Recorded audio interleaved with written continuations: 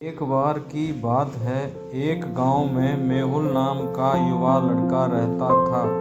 मेहुल पूरे गांव में अपनी दयालुता और जानवरों के प्रति प्रेम के लिए जाना जाता था।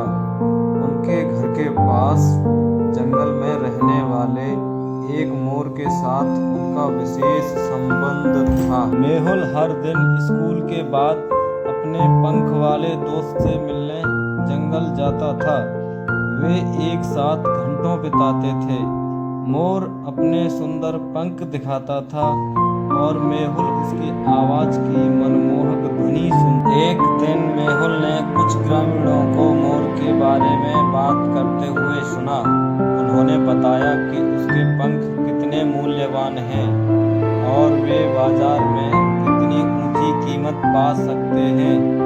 मेहुल के मन में लालची विचार आने लगे और उसने सोचा कि क्या वह मोर को पकड़ सकता है और उसके पंख बेचकर अपने परिवार का जीवन बेहतर बना सकता है। अगले दिन मेहुल अपने साथ जंगल में जाल लेकर आया।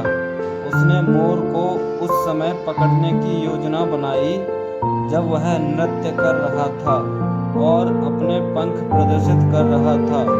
जैसे ही वह पास आया, उसने देखा कि मोर के पंख सूरज की रोशनी में चमक रहे थे।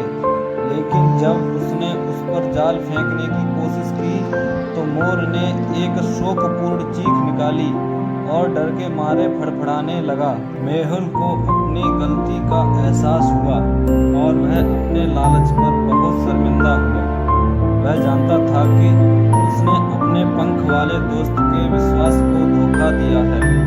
वह एक पेड़ के तने पर बैठ गया और उसकी आंखों में आंसू भर आए। मोर जो अभी भी पास ही था, ने उदासी और क्षमा के मिश्रण से मेहुल की ओर देखा।